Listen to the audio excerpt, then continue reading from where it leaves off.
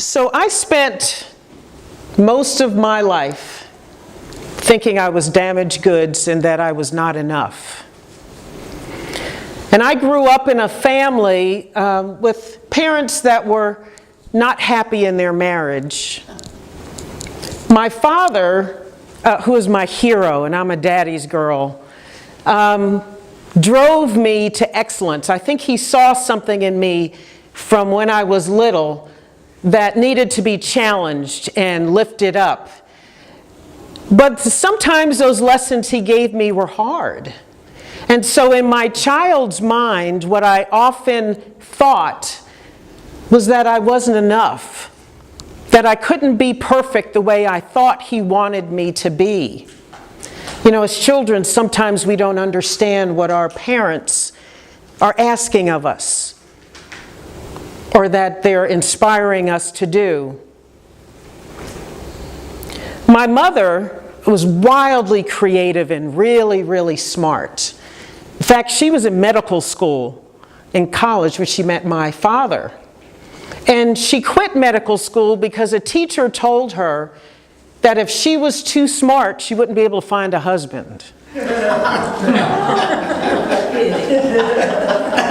And she quit college to marry my father. And I tell you, for probably all of their marriage, she resented that. She was so creative. When I was a little girl, she started to work with clay. And her first time out, she created this. Her first time working with clay. And you can see the features in the face, the nose, the eyes, the hair. It's just phenomenal. I'll pass this around so you can see it. And when she looked at it, and I remember her coming to me when I was a little girl, and she said that it was so wonderful that it frightened her. And she put it away and never looked at it again for decades. And in my child's mind, what I heard was that whatever's wonderful in you, you can't trust because you don't know where it came from. And so I learned to play small. Now I know my parents loved me dearly and gave me the best they had. But I carried those messages of not being enough, of not being perfect, that I had to hide my gifts for decades. And that's the filter through which I did everything, that I had my relationships, that I took a hold of opportunities that came to me. I ran from most of the opportunities that were offered to me in my life because I was afraid that I couldn't do them perfectly. And we all know you do nothing perfectly the first time, or maybe the 10th time, or the 20th time. I was afraid to try things. I was molested as a child by a neighbor. So I thought I was damaged goods. For decades, I carried that into my 40s. And so many men and women carry that kind of trauma to their last breath and never heal from it. But I'm here to tell you today that none of that matters,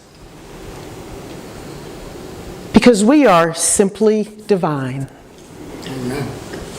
Simply divine, very simply. We are children of God. We have an innate divinity that is the core of who we are. And it took me many, many years to even be able to look at that, say it out loud, or begin to comprehend that it meant something for me in my life. We are not the trauma that we experienced. We are not the mistakes we made.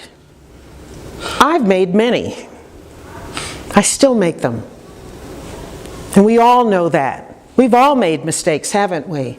But we are not our mistakes.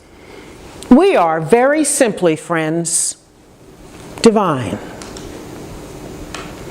I was reading in the Course in Miracles. When I first picked up the Course in Miracles years ago, and I read the first chapter, I didn't know what the heck it was saying to me. And I put it down, and recently I picked it up again, and now it makes sense. So I bought this book in the meantime that said Gifts from A Course in Miracles. And let me read you this page. It says, this is entitled Identity. There is no conflict that does not entail the single simple question, what am I? Every decision you make stems from what you think you are and represents the value that you put upon yourself. Only an illusion stands between you and the holy self, with a capital S, that you share. You who perceive yourself as weak and frail, with futile hopes and devastated dreams, born but to die, to weep and to suffer pain, hear this. All power is given unto you in heaven and earth. There is nothing that you cannot do. You will identify with what you think will make you safe. Whatever it may be, you will believe that it is one with you. Your safety lies in truth and not in lies. Love is your safety. Fear does not exist. Identify with love and you are safe. Identify with love and you are home. Identify with love and find yourself, capital S. And it has this information at the end. Let me not forget myself is nothing, but myself, capital S, is all. I was created as the thing I seek. I am the goal the world is searching for. You are the goal the world is searching for. And you've heard me say it before, and I will say it again over and over again until one of these days you look at me and say, is she saying that again? Oh my gosh. But as long as you have breath, you are here for a purpose. And you are necessary. And you are treasured and loved. And you have something to do on this earth. You have something to do on this earth. So we are beginning a journey today. And my vision is that we declare that we are spiritual explorers. And that we are going to be fierce and bold about discovering that self with a capital S. And that we're going to keep walking forward individually and with each other to discover this divinity in ourselves. The world needs us. Look at what's going on these days. The divisiveness, the hatred, the things that you hear and read on social media, the news, the violence, the hunger, the disease. All of us, each of us was put on earth to solve a particular problem. And here it comes again. If you got breath, you're here to do something about something in particular. And it doesn't matter if there's somebody else who has a similar gift. They cannot manifest it like you do specifically. So it doesn't matter what everybody else is doing. Do you. Spiritual explorers. What does that take? So when I was beginning my journey in unity and hearing things like you have innate divinity and that there is only one power and one presence active in my life and in the universe, God the good omnipotent, I had to wrap my head around that.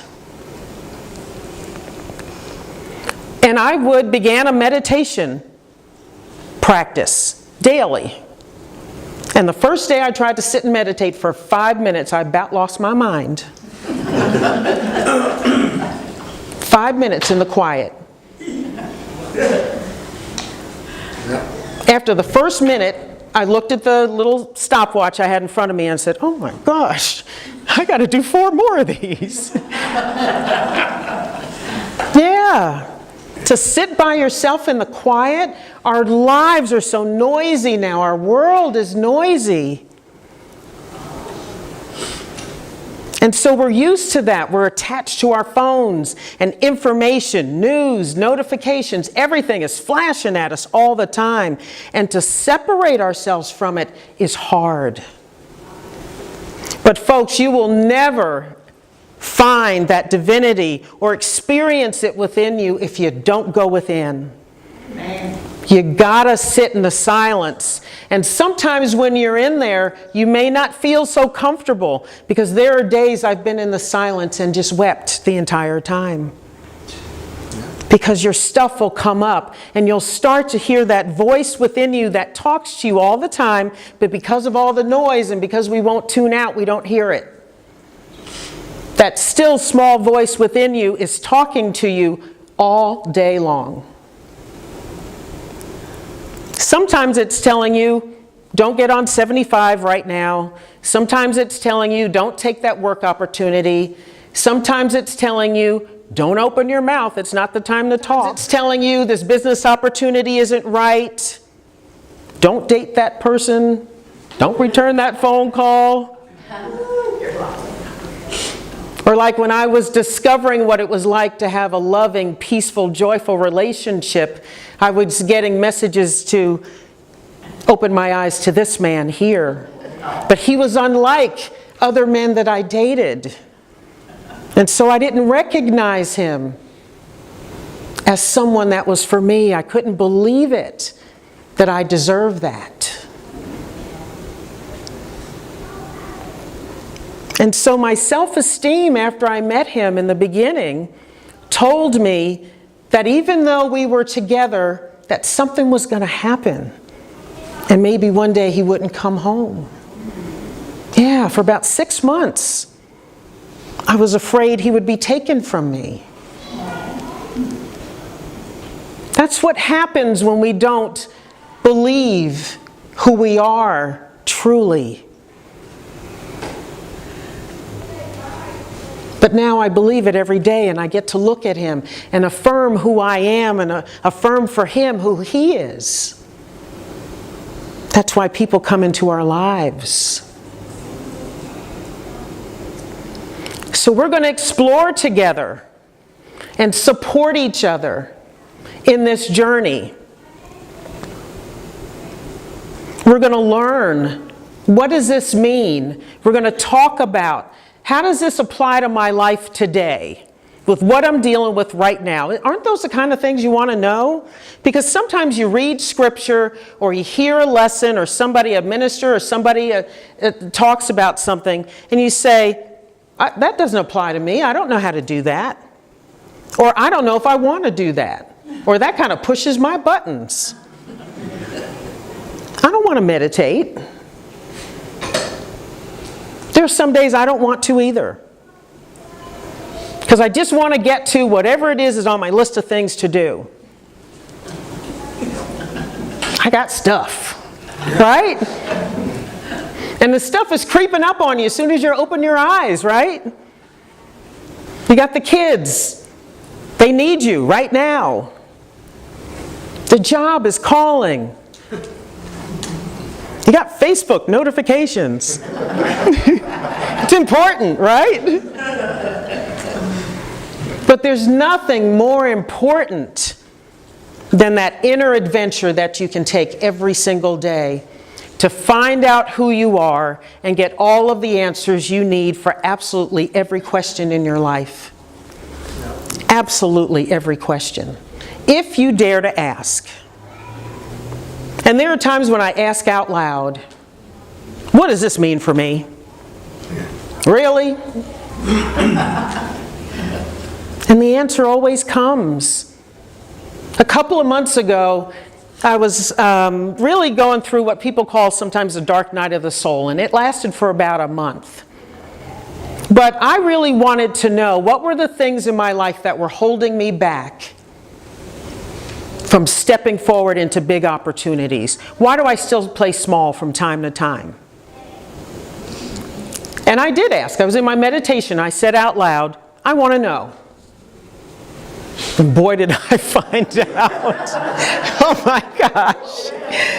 I got the answer. And so about 2 days later, and I don't usually journal, but these ideas started coming to me. I remembered probably every mistake I made in these 59 years. And I started to write it all down. And I remembered stuff from high school, from grade school, from college, the knuckleheads I dated, the stuff I got into, and I wrote it all down, and I wept through all of it. All the things I called myself. The times I called myself stupid, undeserving, unloving, unloved.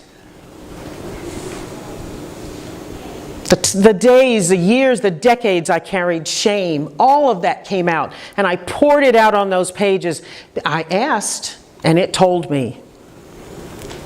And my poor husband is watching me write and cry. And I kept saying, I'm okay, honey, I'm okay. Really, I am. I asked for this. But it all came out. And I grieved it. And it was okay, it was good. And it was uncomfortable. But it's what I needed to step forward into what I was being called to do. 30 days later, Judy Howard emailed me to ask me about this opportunity to be the spiritual leader here. Who would have thunk it? Right? Spirit is calling us. And all the times you say, Spirit can't possibly be talking to me, know that Spirit is. Know that not only are you worthy, but that you have every single thing inside of you to make it happen. And when you don't know, Spirit will guide you to the next step. Now, I've always been a control freak. Yes, I said that out loud, honey. And I've always wanted to know, what's the long game? So, Spirit, if you're going to call me to something, I want all the steps right now, and show me what it's going to look like, and how is it going to happen, and tell me when I'm going to get there, and I want to get there fast. Right? But what Spirit does is give you a step at a time. And I'm thankful for it now, because if I heard a year ago that I would be standing here this morning, it would have scared me to death. And I wouldn't have gone. So you're given what you need at the time. You're given what you're ready for at the time. And trust it. And I've never been called to anything that didn't sound crazy. Because the little self with a little s, lowercase s, only picks the safe things. Spirit urges us on to be so much more than we ever could have dreamed or imagined ourselves. Whether it's the depth to which you love, things to say or not say, even in your marriage, to your spouse, to your mother, to your sister, to your brother, to your coworkers. Sometimes it takes a lot of energy to hold yourself and to restrain yourself from saying things you should not say. But Spirit is right there to guide you in that moment. And sometimes all we want to do is lash out because the anger is rising up. And Spirit is saying, nope, hold it in, take a breath. Be love. Yes. Thank you. Be love. And all you want to do is say something to your spouse. It's right there in the back of your teeth. And the last thing you want to be is love. No. But we're always called to something greater. And I know a lot of you are sitting there right now saying, I know she's not talking to me. There's nothing greater here. It is, people. Again, you are simply divine.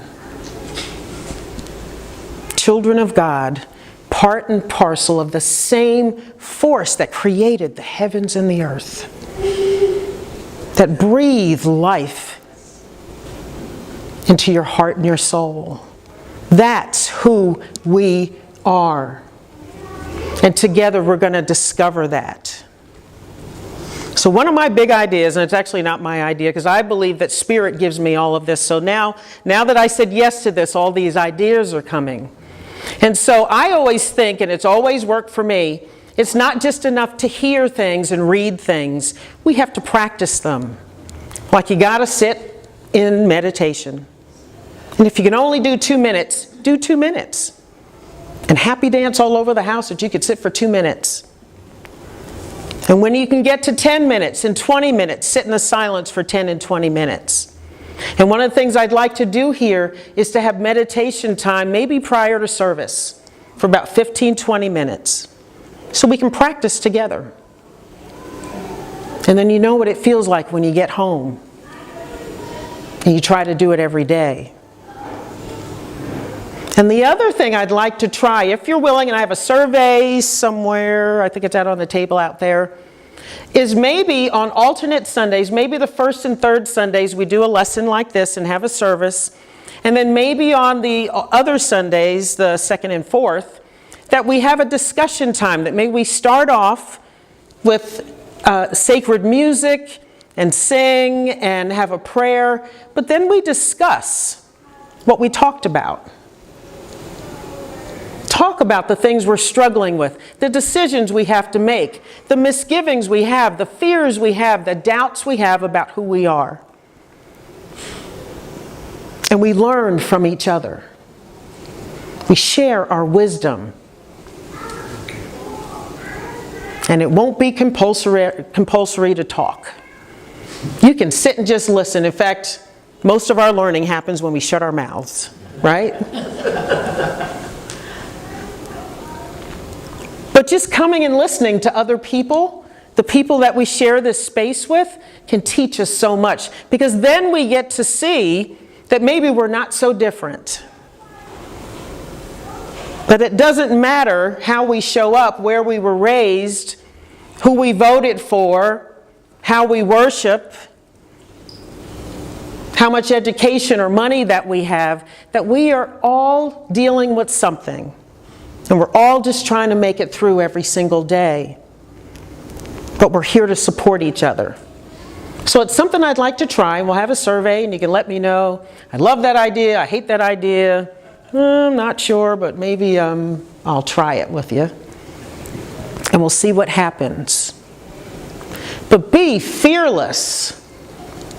More wisdom welling up within you. You will surprise yourself at the things you will do and say and feel. You will wake up in the morning feeling like you're the luckiest person on the planet. And the people around you will change, because when you change, your energy changes the people around you. Your relationships will get better. All the toxicity in your life will start to fall away.